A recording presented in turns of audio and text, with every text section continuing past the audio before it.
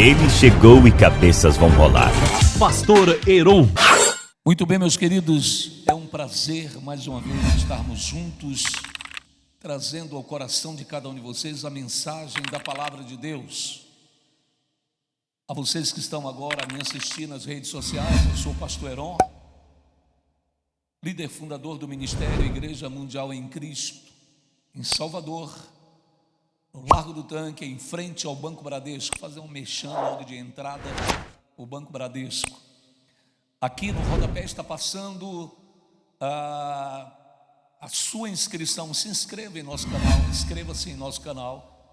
Clique em inscrever-se, clique nas notificações para que você possa receber notificação todas as vezes que a gente lançar um vídeo. A gente tem lançado cerca de 2 vídeos por semana.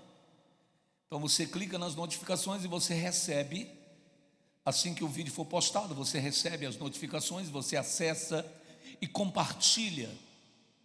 Eu agradeço muito se você assim o fizer. A palavra de Deus precisa ser divulgada. Nós vemos hoje em dia no YouTube e em tantas outras redes sociais a disseminação de tanta bobagem, de tanta abobrinha, de tantas pessoas fazendo fama e ganhando não sei quantos milhões de views por tantas bobagens que posta.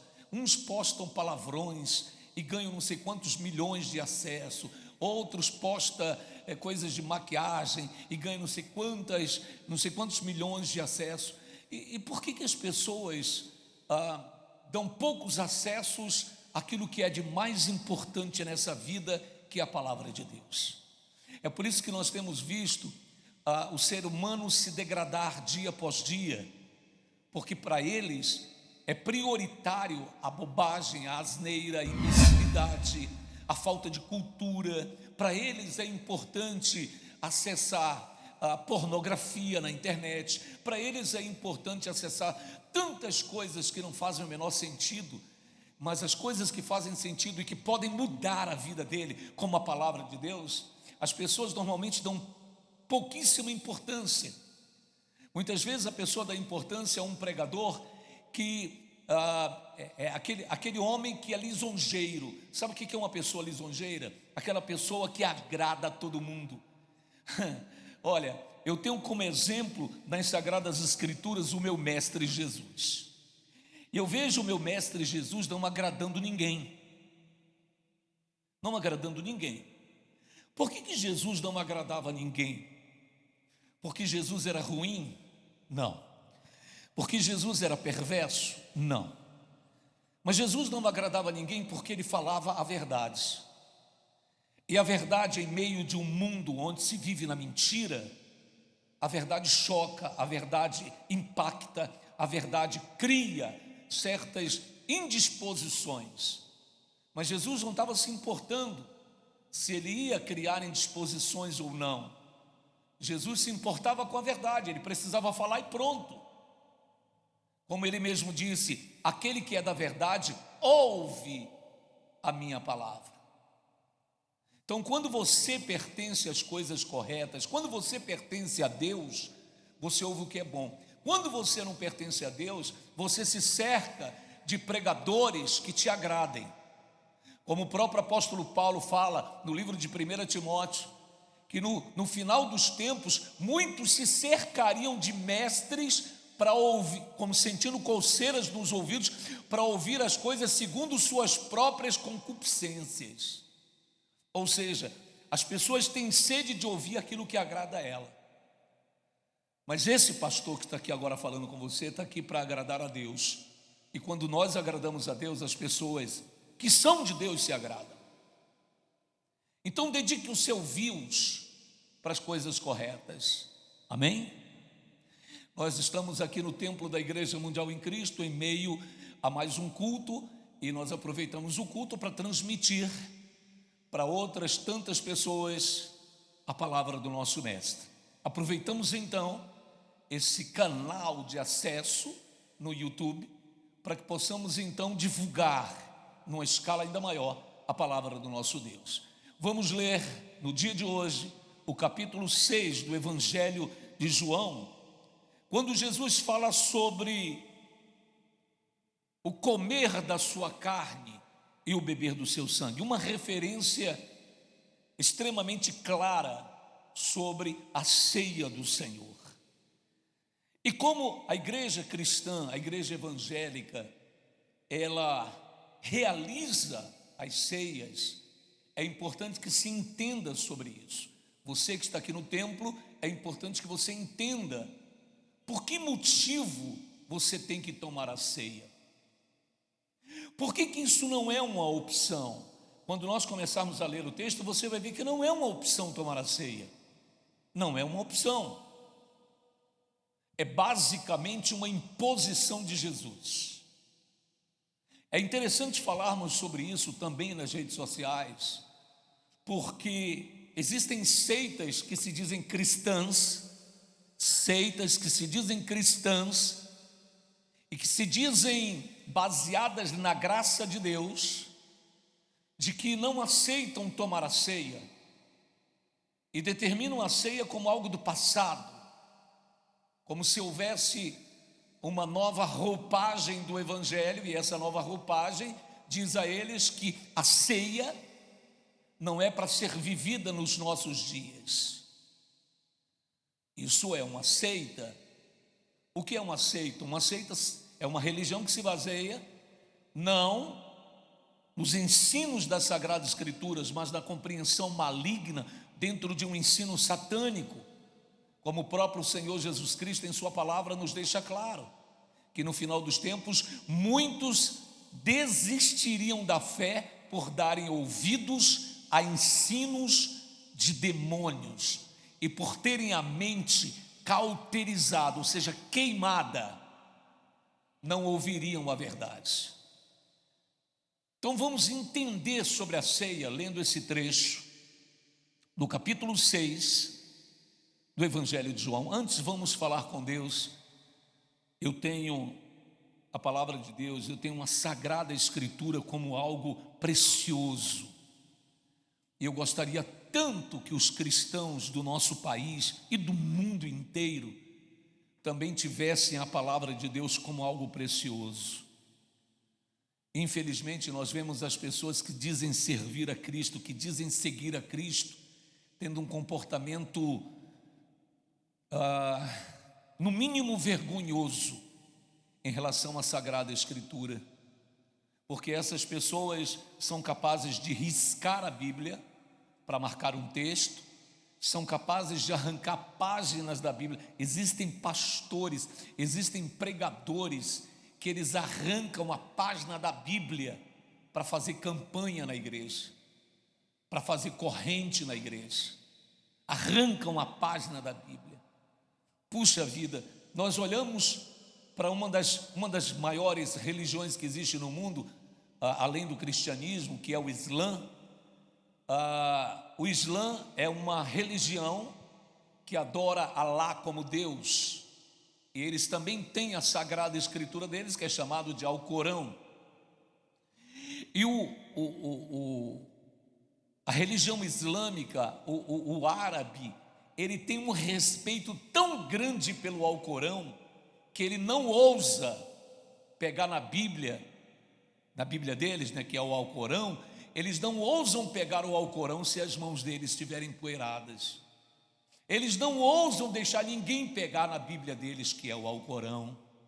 Eles têm um zelo, eles têm um cuidado, quanto mais riscar ou arrancar páginas. Então, a gente vê essa discrepância no mundo do cristianismo, infelizmente. Por respeito à palavra do nosso Deus, vamos pedir ao Espírito Santo o entendimento sobre ela. Feche os seus olhos, vamos falar com Deus. Amém? Para que possamos entender a ceia do Senhor, já nós vamos ler aqui a Sagrada Escritura, é fundamental que a gente entenda o porquê dela existir. Bom, ela não tem absolutamente nada a ver com a Páscoa. Algumas pessoas confundem a ceia do Senhor Jesus com a Páscoa. A Páscoa foi uma refeição, uma última refeição realizada pelos israelenses quando eles estavam saindo da escravidão da terra do Egito. Deus então mandou que eles fizessem uma Páscoa, ou seja, uma ceia, para celebrar os momentos, mesmo os momentos de dureza, de dificuldades que eles tinham enfrentado no Egito, assim como também que essa ceia representasse, essa ceia que eu digo, a Páscoa, representasse a sua saída da escravidão, cumprindo-se aquilo que o Senhor havia dito para Abraão, no capítulo 15 do livro de Gênesis, que a descendência dele seria escrava em terra alheia e passaria 400 anos escravizado, mas que Deus julgaria o povo que escravizasse a nação descendente de Israel, descendente de Abraão. Então, na saída do povo de Israel do Egito, Deus mandou que eles fizessem essa última ceia, que era a Páscoa, com ervas amargas, com um cordeiro assado, e era interessante que o cordeiro não podia ter os seus ossos quebrados, a carne tinha que ser comida.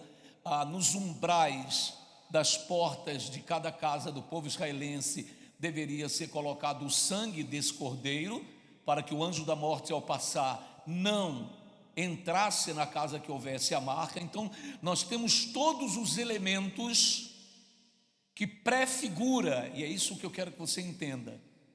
A Páscoa, ela é uma prefiguração, ou ela é a personificação do que iria acontecer no futuro com o Senhor Jesus.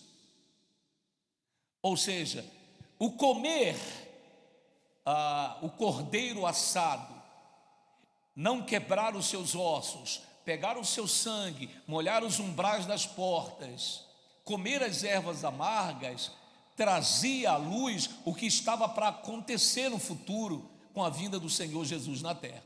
As ervas amargas representavam o tempo de dureza, de sacrifício, de dor, de dificuldade que eles passaram no Egito. O cordeiro era a representação viva do Senhor Jesus. O seu sangue seria para a libertação. Então nós temos na Páscoa uma imagem, uma sombra do que estava por vir. Quando o Senhor Jesus Cristo então vem, já destinado, que isso seja conhecido das pessoas, a vinda do Senhor Jesus tinha um destino. Ele veio destinado a morrer. Ele veio destinado a dar a vida por nós. E diante de tantas outras mensagens que eu já tive a oportunidade de dizer a vocês, de ensinar a vocês, o objetivo da vinda do Senhor Jesus era nos libertar da escravidão de Satanás. Porque Adão se vendeu a Satanás em obediência lá no Jardim do Éden, tornando assim todas as pessoas do mundo escravas. Obedecendo Satanás, ele torna a humanidade escrava. Jesus veio para obedecer ao Pai, libertar as pessoas da escravidão do diabo, levando-as a se tornar servos de Deus. Está dando para vocês compreenderem, sim ou não? Esse era o objetivo da vinda do Senhor Jesus. Então observa, quando ele vem, ele está se colocando como um cordeiro. Aí você lembra do cordeiro que foi comido lá no Egito, antes da saída da escravidão. Ele vem e se coloca como o Cordeiro de Deus, que faz o quê? Que tira os pecados do mundo. Por favor, esse tira, vamos colocar entre aspas, não é que ele apagou os pecados do mundo inteiro. Não, não é isso.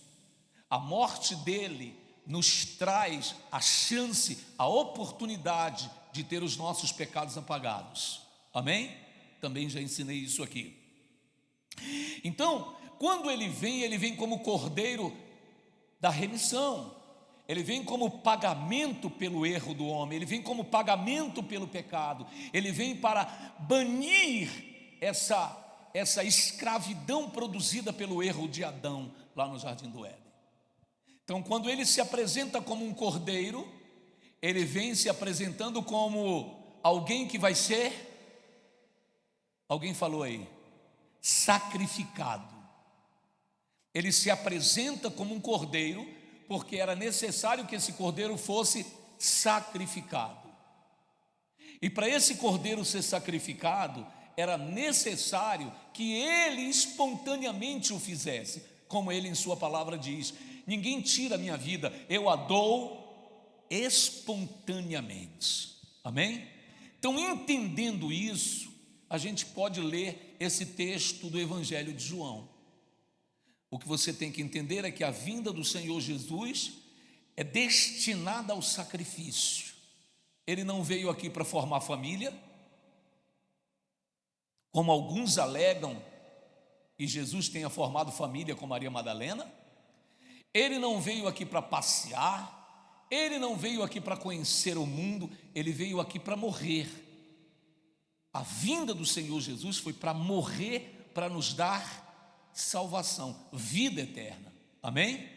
Então vamos ler o texto do capítulo 6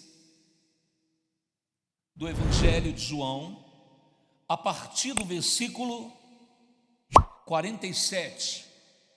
Evangelho de João, capítulo 6, a partir do versículo 47. Vamos ler?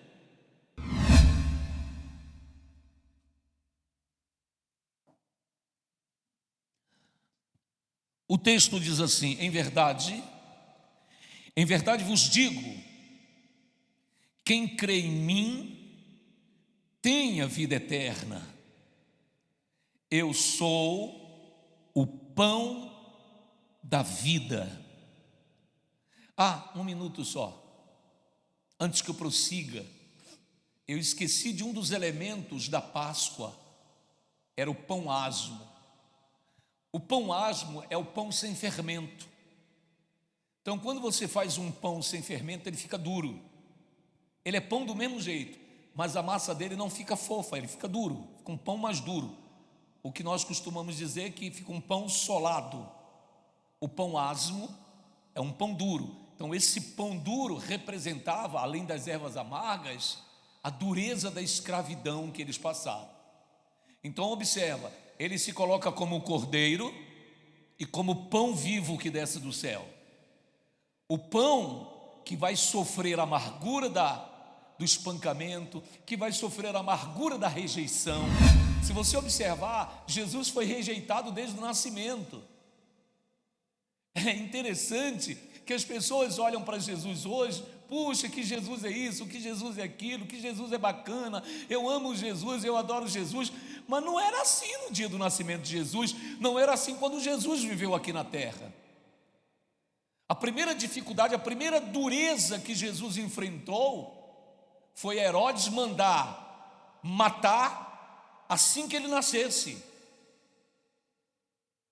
Por misericórdia, por plano e projeto de Deus, Deus desviou tanto Maria quanto José do caminho onde eles certamente seriam capturados pelo exército a envio do governador daquela época, que era o tal acabei de falar o nome do homem, do Herodes. Então, começa desde a sua infância, desde do seu nascimento, a rejeição. Então, a dor de ser rejeitado. Quando Jesus cresce e começa a pregar, todo mundo abraça, correto? Sim ou não? Não. Quem abraçou ele foram 12 discípulos que ele escolheu a dedo. Mesmo assim, tinha um traidor, tinha um incrédulo, que era o Tomé, tinha um inconstante, que era Pedro. Olha, desses 12, boa parte era tudo barreado, como diz aqui na Bahia. Mesmo assim, Jesus escolheu eles, mesmo com tantas falhas, mesmo com tantas fraquezas, para poder fazer deles grandes apóstolos no futuro. E assim ele fez. O único que não entrou e não concluiu o seu ministério foi Judas, porque cometeu traição. Então Jesus foi rejeitado. Jesus pregava, as pessoas iam atrás dele, multidões iam atrás de Jesus, 4.000, 7.000 pessoas. Você pensa que eles estavam lá porque eles amavam Jesus? É porque eles queriam milagres, eles queriam alimentos. Teve uma vez que Jesus jogou isso na cara de todos eles. Jesus pegou um barquinho, né, passou para outra margem, a multidão foi atrás. Cadê Jesus? Cadê Jesus? Quando não encontrou e soube que ele tinha passado para o outro lado, pegaram os barquinhos e foram tudo atrás de Jesus. Chegou lá uma grande multidão procurando ele. Jesus olhou para a cara deles e disse assim: vocês não estão atrás de mim por causa da palavra que eu vos tenho pregado. Vocês estão atrás de mim porque eu dei pão para vocês comerem. Ou seja, um bando de morto de fome atrás de Jesus, porque estava atrás de milagrinho, atrás de comida, não atrás de Deus. Bom, a gente vê muito isso hoje em dia, não é? Igrejas lotadas, se o pastor faz aquele malabarismo dos milagres, como alguns que a gente vê na mídia aí o povo vai lá porque está querendo Jesus? Não, vai lá porque viu um milagre na televisão, que é o seu milagre também. Aí acaba o culto, volta para casa, fuma, volta para casa, bebe, volta para casa, fala palavrão, volta para casa, adultera, volta para casa, prostitui, volta para casa, mente, volta para casa, rouba. Matar não é dessas igrejas.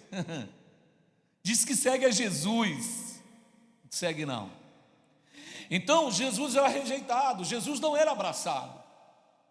Você pode contar inúmeras vezes no Evangelho que as pessoas pegavam pedra para apedrejar Jesus por causa das coisas que ele pregava. Nessa passagem que nós estamos lendo hoje, no final dela, depois que Jesus fala tudo isso que a gente vai ler aqui, sabe o que a multidão faz? Vai todo mundo embora. Mais de 5.000, 6.000 pessoas, vaza. E aí os discípulos dizem assim: mestre, as palavras que o Senhor falou foram muito duras. O povo foi embora. E Jesus olha para eles e pergunta: e vocês também não querem ir, não? Aí Pedro, né, como sempre, que era um inconstante, uma hora ele era fé, outra hora ele era desfé, ou seja, descrença, chega para Jesus e fala assim: não, para onde iremos se só tu tens as palavras da vida eterna? Aí Jesus olha na cara dos 12, e fala assim: eu não escolhi vocês em número de 12, mas tem um no meio de vocês que é um diabo. Se no meio de 12 tinha um demônio, hein, pessoal evangélico, hein? Imagina quantos demônios não tem nessas igrejas cheias, lotadas. Quanta gente traidora ali dentro,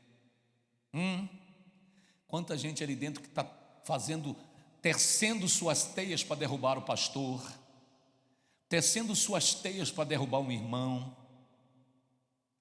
Quantos homens aí dentro fazendo malabarismo para poder atacar as irmãzinhas. Quanta gente ruim. Graças a Deus que dos olhos de Deus ninguém se esconde.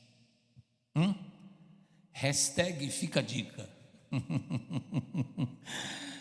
Então, Jesus era rejeitado.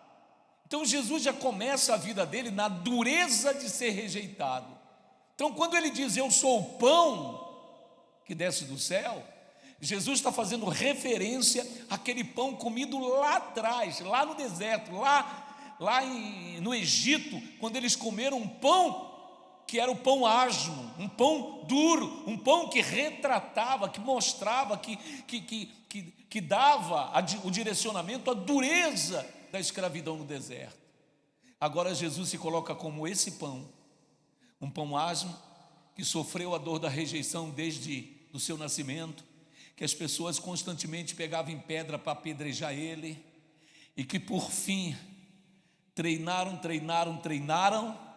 só sossegaram quando fizeram o quê? Não ouvi, falem alto. Continuam não ouvindo, vocês estão sem boca, é? Eles só sossegaram quando fizeram o que com Jesus? Quando mataram Jesus. Só sossegaram depois que mataram Jesus. E aí nem assim sossegaram, porque aí eles foram agora para matar quem? Os discípulos. Vamos lá.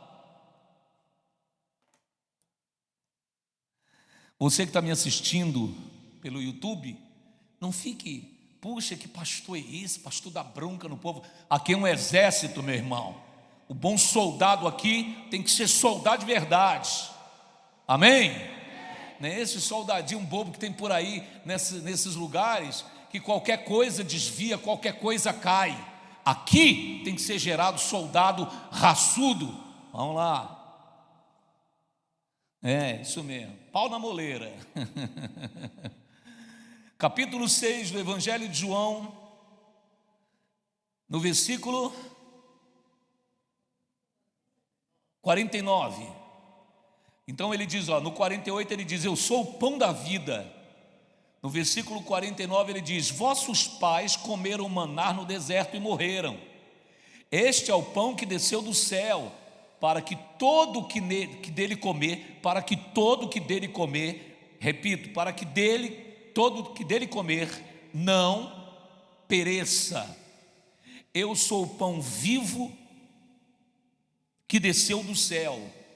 Se alguém dele comer, viverá eternamente. E o pão que eu darei pela vida do mundo é a minha carne. Então observa que Jesus está direcionando sua vida como uma vida de sacrifício que será dada para que o mundo receba vida.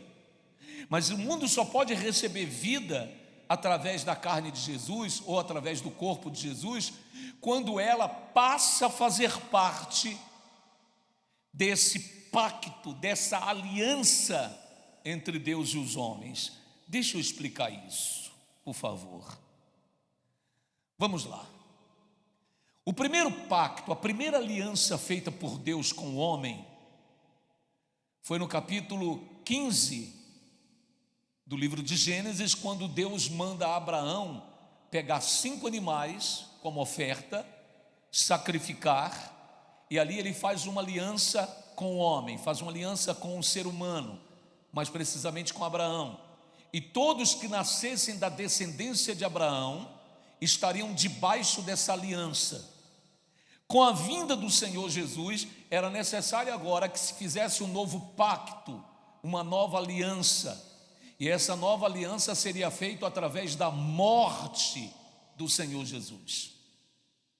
Agora ele não iria precisar mais daquela aliança feita por Abraão com Deus, quando Abraão partiu aqueles animais e ofereceu a Deus. Agora, o que seria oferecido a Deus pela vida do homem, do ser humano, para realizar essa nova aliança, seria a vida do seu próprio filho. Então, quando ele fosse sacrificado, ele estaria oferecendo a sua carne, oferecendo sua vida em resgate de muitos. Conseguem compreender, sim ou não? Então, quando ele diz: o pão que eu darei para o mundo é a minha carne. Verso 52. Disputavam, pois, os judeus entre si, dizendo: como pode este dar-nos a comer a sua própria carne? Respondeu-lhes Jesus: em verdade vos digo, se não comerdes a carne do Filho do Homem e não beberdes do seu sangue, não tendes vida em vós mesmos. Então vamos lá. Jesus está dizendo então que para eu ter vida em mim mesmo, e tem mais aí, tá? Eu vou continuar lendo e vocês vão ver. Primeiro para eu ter vida em mim mesmo, eu preciso comer dessa carne e beber desse sangue. Como é que eu faço então para comer dessa carne e beber desse sangue? Vamos entender. Jesus está falando de algo simbólico aqui. Ele não ia pegar um pedaço da sua pele, um pedaço do seu músculo, um pedaço do seu dedo ou da sua orelha e dar para as pessoas comerem. Não. Ele se ofereceria como ovelha do sacrifício, seria oferecido a Deus, e todos que fizessem parte desse pacto, ou seja, dessa aliança, comeriam do seu corpo e beberiam do seu sangue. E todos que fizessem parte dessa aliança e comessem desse corpo e bebessem desse sangue, teriam vida em si mesmo. Vamos lá. Uma pessoa que está lá fora no mundo, uma pessoa que não tem comunhão com Deus, uma pessoa que não tem vida com Deus, uma pessoa que vive na prostituição, na impureza, no pecado, no erro, essa pessoa não tem parte com Jesus. Talvez seja duro isso de você ouvir, você que está agora me assistindo pelas redes sociais. Talvez você diga assim: poxa, esse pastor está dizendo que só porque eu pego uma mulher aqui, outra acolá, eu não tenho Deus? Não, não tem. Não tem. Poxa, esse pastor está dizendo que só porque eu tomo minha cervejinha no final de semana eu não tenho parte com Deus? Não, não tem. Para ter parte com Deus, você precisa fazer parte da aliança entre Deus e o homem. Não mais a aliança de Abraão. Eu estou te chamando a atenção para uma nova aliança que foi feita aonde? Através do sangue de Jesus, do sacrifício derramado por Jesus na cruz do Calvário, do sacrifício feito por Ele na cruz do Calvário. E fazer parte dessa aliança é entregar-se a Deus, é viver para Deus, é viver de acordo à vontade de Deus. Quando você vive de acordo à vontade de Deus, você vive debaixo dessa aliança. Quando você vive debaixo dessa aliança, você não sente vontade e desejo de alimentar a sua vida nesse mundo. Você sente vontade de fazer a vontade de Deus. Então, quando uma pessoa está lá fora no mundo, ela não pode ser participante, por favor. Ela não pode ser participante do corpo e do sangue de Jesus. Porque só pode fazer parte do corpo e do sangue de Jesus quem é de Jesus. Eu vejo a igreja romana, se você prestar atenção, todo domingo eles fazem uma exibição na televisão, e todo domingo, eles dão a ceia para o povo. Só que de forma inteligente, eles não dão a ceia completa para o povo. Os únicos que comem a ceia completa lá é quem está ministrando a ceia. Eu não posso falar nomes para não ser censurado pelo YouTube, mas todo mundo sabe quem eu estou falando.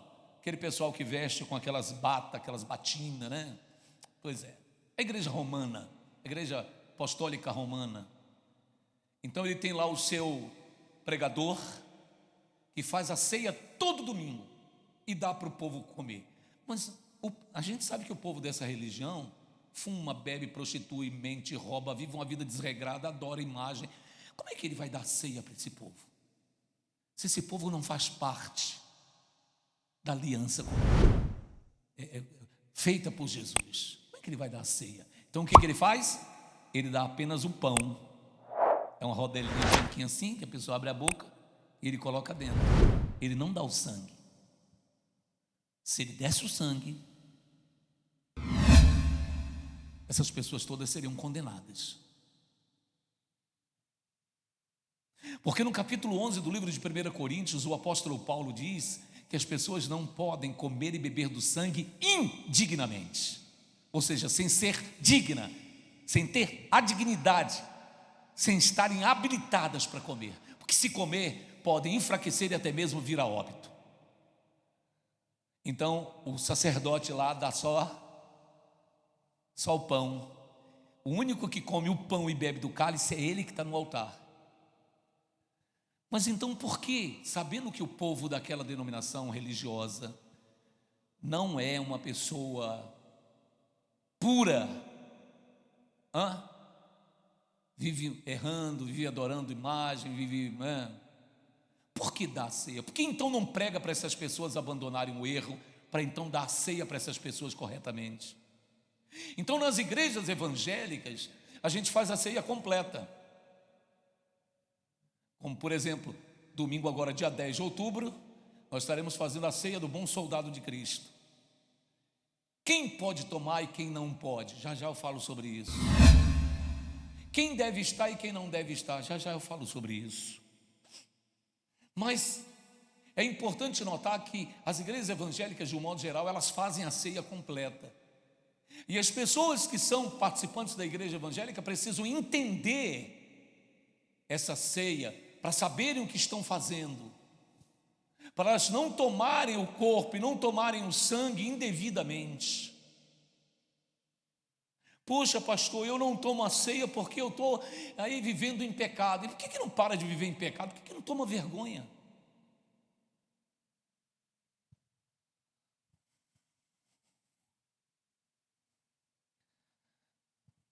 Olha, vou falar uma coisa para vocês. Tem pastor que é pastor João, e tem pastor que é pastor Elias. Sabe qual a diferença? Pastor João é aquele pastor do amor, tudo ri, leva tudo na maré mansa. Eu sou pastor Elias. Elias não contava conversa, só não queria servir a Deus. Sabe o que ele falava? Se eu sou homem de Deus, caia fogo do céu, mate a Tito e os 50. E o fogo cai.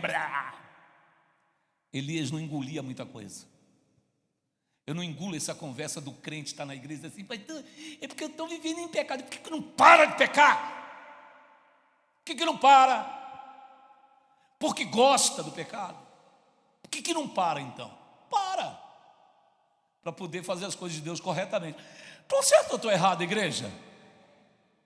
Pelo amor de Deus, vem para cá me dar argumentos, me larga, não me pega não, deixa eu falar.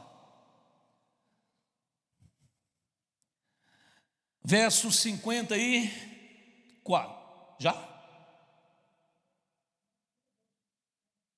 Isso mesmo, verso 54 diz assim: quem comer a minha carne e beber do meu sangue, tem a vida eterna, e eu o ressuscitarei no último dia. A pergunta então é: será que você pode deixar de tomar a ceia? Será que você pode deixar de estar fazendo parte desse pacto, dessa aliança? Será mesmo que você pode fazer isso? Optar se vem ou não para a ceia naquele dia? Não, domingo agora é ceia na igreja, eu nem vou lá na igreja, que eu não vou poder tomar. E por que você não pode tomar a ceia? Por que você não pode tomar? Se você é uma pessoa de Deus, se você é uma pessoa que se converteu, se você está na presença de Deus, o que te impede de comer da carne e beber do sangue de Jesus? Então vamos lá.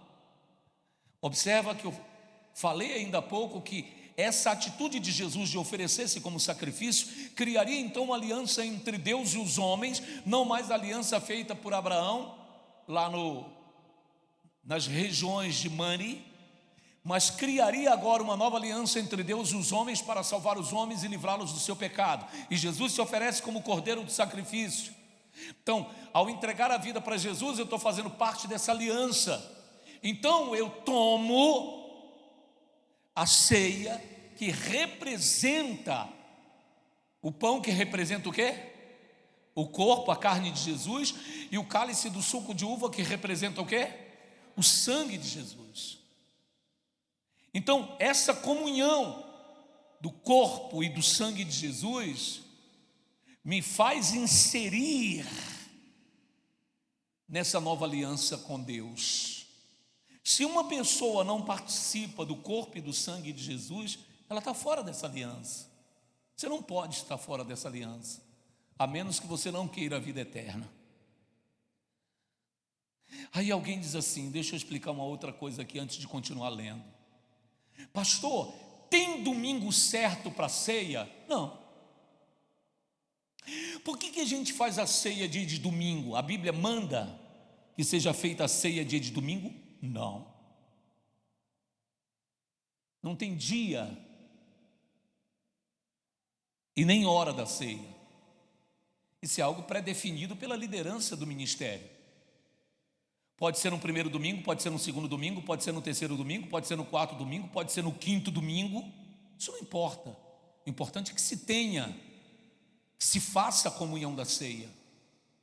Porque alguém pode dizer assim, não, o primeiro domingo é o domingo da ceia. Não, não existe essa definição na Bíblia.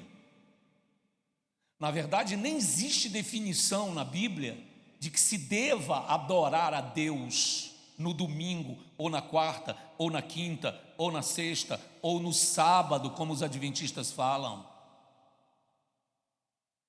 Porque muitos falam do sábado, mas esquecem de ler na Bíblia que o sábado foi criado por causa do homem, não por causa de Deus. O sábado para Israel é santificado para eles descansarem, não para fazer culto para Deus. Deus não pediu que as pessoas pegassem o sábado, olha, santifica o sábado e faça culto para mim no sábado. Deus não instituiu dia nenhum para se adorar a Ele, porque a palavra do Senhor diz que os verdadeiros adoradores do Senhor o adoram em espírito e em verdade. É para adorar a Deus que dia? Todo dia. Então, por que o domingo é importante, pastor? Primeiro que domingo a maioria das pessoas está tudo em casa. E ao invés de ficar em casa fazendo reggae, vem para a igreja buscar a Deus. Amém? Vem manter comunhão com Deus. Segundo, quando o Apocalipse foi entregue para João, o evangelista João, a Bíblia diz que estava João no primeiro dia da semana, quando ele foi arrebatado ao céu. Então ele marca o primeiro dia da semana como um dia especial. Por que um dia especial? Porque foi nesse dia, no primeiro dia da semana, que Deus falou com João, lhe dando a revelação do Apocalipse. Então se torna o primeiro dia da semana um dia especial. E que dia é o primeiro dia da semana? É domingo. O primeiro dia da semana não é segunda-feira. O próprio nome do dia já mostra que ela é segunda-feira. Terça é a terceiro dia, terça-feira. Quarta é o quarto dia. Quinta é o quinto dia. Sexta é o sexto dia. Sábado é o sétimo dia. Domingo é o primeiro dia. Então, o primeiro dia da semana é o domingo. É como se você, antes da semana começar, a primeira coisa que você faz é oferecer a sua vida no primeiro dia da semana, como primícias. Por isso que estar na igreja no domingo é fundamental. Você não deve trocar o domingo de manhã na igreja por nada nessa vida. Vamos lá. Pastor, então eu posso participar da ceia no primeiro domingo do mês, ou no segundo domingo do mês, ou no terceiro do mês? No dia em que a igreja estipulou. Amém? Se é o primeiro domingo, vamos fazer no primeiro domingo. Tem nada a ver. Não, a Bíblia diz que é no primeiro domingo do mês. Não existe isso na Bíblia. A Bíblia diz que tem que ser no último domingo. Também não existe nada disso na Bíblia. Amém? Pastor, quantas vezes a gente tem que tomar ceia? Bom, a Bíblia também não diz quantas vezes você tem que tomar ou deixar de tomar. A Bíblia diz que você não pode deixar de tomar, mas a Bíblia não diz quantas vezes você tem que tomar. Mas eu entendo, agora é uma opinião pessoal, eu entendo que é algo tão santo e tão sublime que a gente não pode tratar com uma coisa comum. E quando você faz muito, se torna comum.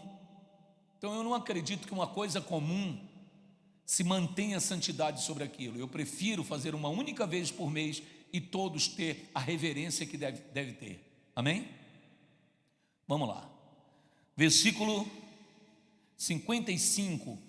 Aí ele diz: pois a minha carne é a verdadeira comida e o meu sangue é a verdadeira bebida. Quem comer a minha carne e beber o meu sangue permanece em mim e eu nele, assim como o Pai que vive me enviou e igualmente eu vivo pelo Pai. Também quem de mim se alimenta, por mim viverá.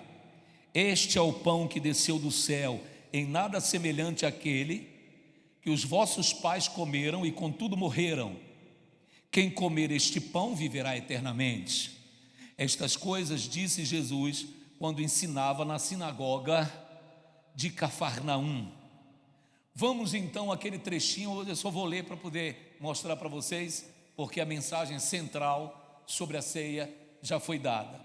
Muitos dos seus discípulos, tendo ouvido tais palavras, disseram: duro é este discurso, quem o pode ouvir? Jesus falou alguma ofensa? Não. Jesus falou alguma coisa dura? Jesus só disse: eu sou o pão vivo que desceu do céu. Quem comer de mim vai ter vida eterna. Quem não comer não vai ter vida eterna. E o povo se escandalizou. Não, esse discurso é duro. Deixa eu falar um pouquinho sobre isso aqui. Olha, se naquela época já existia gente lerda, hoje então nem se fala, né? Tem gente que se magoa com tudo, que fere com tudo. Se o pastor passa, não der um bom dia para ela, o pastor não me viu, o pastor não me cumprimentou, e estou magoada, vou sair da igreja. Você é feito de quê? De cuspe, de areia, de manteiga. Do que você é feito como cristão? No domingo passado, quando eu dei a mensagem aqui no templo, eu falei que as pessoas precisam ter couro de jacaré, como cristãos, para suportar as aflições, como um bom soldado de Cristo, para suportar as lutas, as batalhas que vêm, as tristezas, as durezas. Não é assim, aquele cristão todo, me falou isso, me magoou. Jesus disse: eu sou o pão vivo que desceu do céu. Um monte de gente saiu, se desviou, abandonou Jesus, só porque Jesus disse que era o pão vivo que desceu do céu. Hoje em dia existem cristãos desse jeito. Pastor tem que ser aquele pastor sorriso, igual um pastor que eu conheço, né, da Igreja Batista da Lagoinha, que ele é um pastor sorriso, ele prega rindo. Só que nem todo dia a gente ri, tem dia que a gente está chateado, e mesmo assim vamos pregar, e mesmo assim se der bronca, glória a Deus, amém?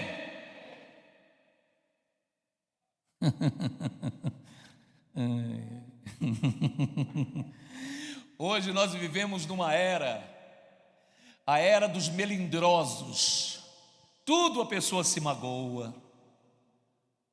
Se fala da etnia dela, ela se magoa, quer processar. Mas ela pode falar da etnia branca, só não se pode falar do contrário. Se fala até, por exemplo, até os dirigentes do YouTube são assim. Se a gente dá uma pregação aqui muito, muito acirrada, muito brava, sabe como é que eles chamam isso? Discurso de ódio. Quer dizer, nesse mundo você não pode mais expressar a sua opinião, porque se você expressa a sua opinião, e se sua opinião é contrária aos demais, você está fazendo o discurso do ódio. Aí eles não querem que o seu vídeo permaneça na plataforma. Então qualquer coisa as pessoas pensam que é discurso do ódio. Então eu quero deixar uma coisa aqui clara: o cristão não pode ser melindroso, o cristão não pode ser lerdo. Nós temos uma batalha contra o anticristo para vencer, e essa batalha você tem que levar na caixa dos peitos, ir adiante. Não fica com essa, qualquer coisa magoa, né? A pessoa hoje em dia está muito melindrosa, você não pode falar de nada. Hoje em dia está todo mundo melindroso. Se um homem fala um galanteio para uma mulher, é assédio sexual. Os caras hoje não têm direito nem de falar uma coisa bonita para uma jovem, para uma mulher solteira. Casada, é claro, você não vai fazer uma coisa dessa. Mas se a pessoa está solteira, está livre, né? A pessoa quer conhecer a outra, não pode, que agora é assédio. Se o patrão no trabalho chega para o funcionário e fala assim: bora rapaz, adianta o lado, se é assédio moral, vou te processar. Não pode falar mais nada hoje. Um bando de lerdo, população de lerdo nesse planeta, população de melindrosos. Vamos lá, para terminar. Muitos dos seus discípulos, tendo ouvido tais palavras, disseram: duro é este discurso, quem o pode ouvir? Mas Jesus, sabendo por si mesmo que eles murmuravam a respeito de suas palavras, interpelou-os: isto vos escandaliza? Que será, pois, se virdes o Filho do Homem subir para o lugar onde primeiro estava? E Jesus diz: o Espírito é o que vivifica, a carne para nada aproveita. As palavras que eu tenho dito são Espírito e são vida.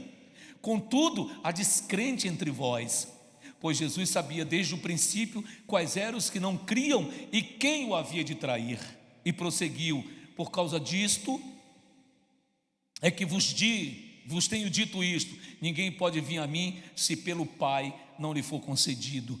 À vista disso, muitos dos seus discípulos o abandonaram e já não andavam com ele. Então olha aqui,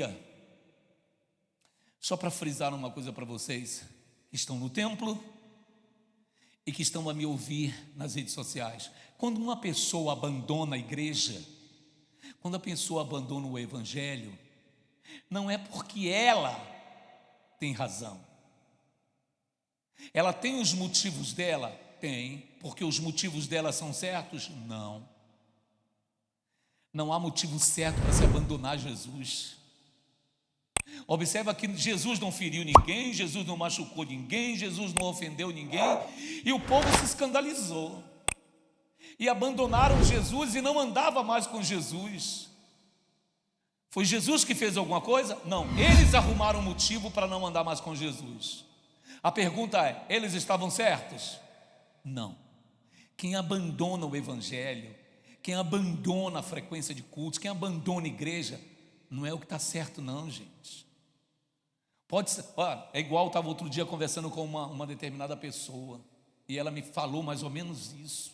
É porque muita gente saiu. Só porque muita gente saiu, é porque muita gente está certo?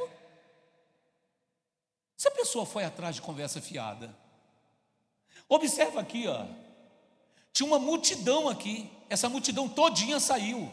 Eu vou ler o trecho, você vai ver. Essa multidão todinha saiu, só ficou os 12.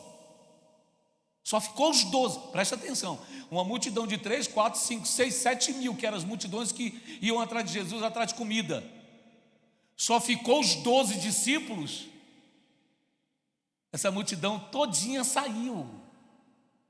Não foi meia dúzia, 50, 60 pessoas, não. Foi a multidão toda, só ficou os 12 discípulos. Quem era que estava certo? Era Jesus ou era a multidão? Porque a multidão saiu. Era Jesus quem estava certo. O certo aqui é o evangelho que eu prego. Não é quem sai não, quem sai está errado. Quem sai porque não quer nada com Jesus, que é o caminho errado.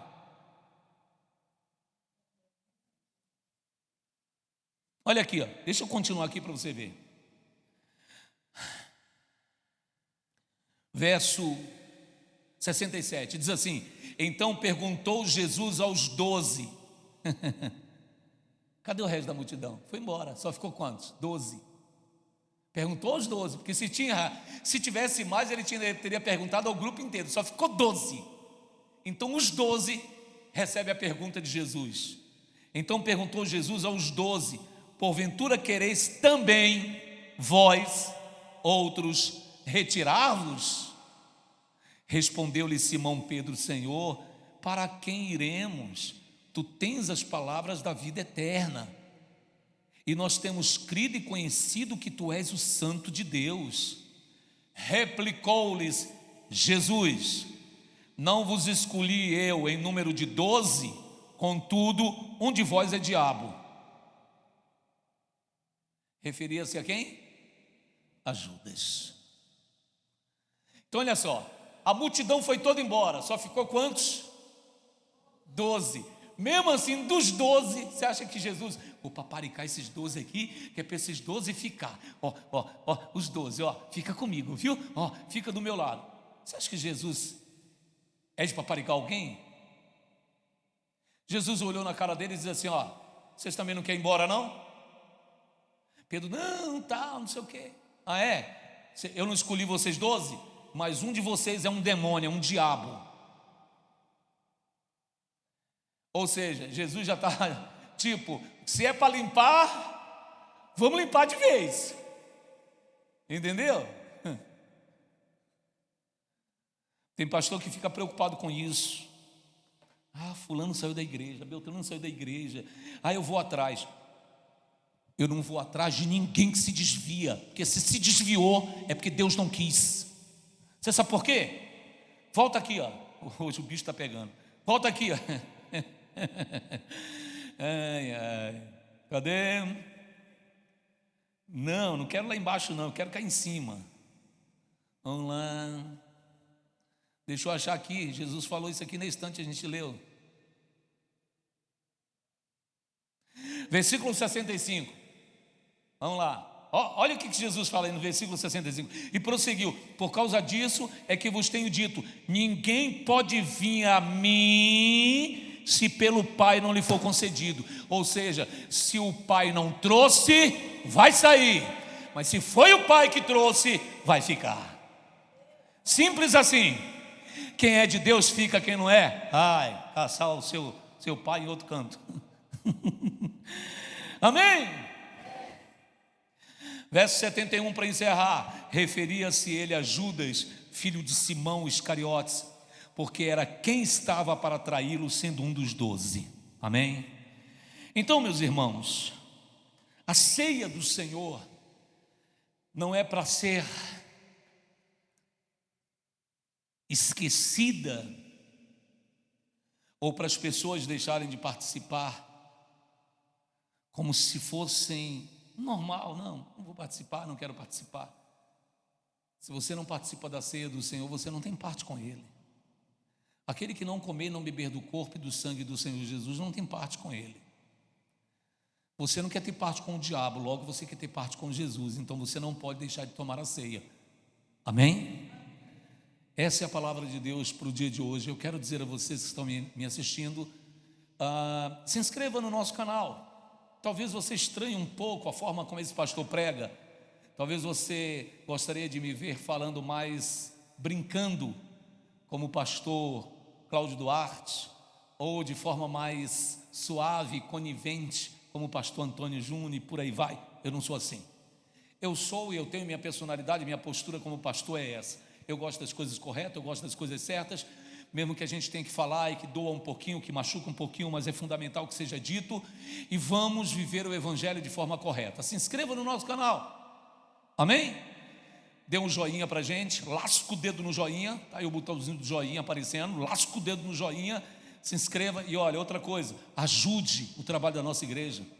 Ao invés de você dar oferta e dízimo em igrejas que pregam campanha corrente, levam as pessoas a fazer uma série de coisas que são antibíblicas, ajude o ministério que prega a verdade. Deposite sua oferta, deposite seu dízimo através do nosso Pix. O Pix passa aqui, ó, está passando aqui agora, está vendo? Aqui embaixo no rodapé, está passando aqui no rodapé o número do CNPJ da nossa igreja, é o número do nosso Pix. Você coloca lá na sua conta bancária, no seu aplicativo, transfere o valor que Deus tocar no teu coração. Forte abraço e até a próxima.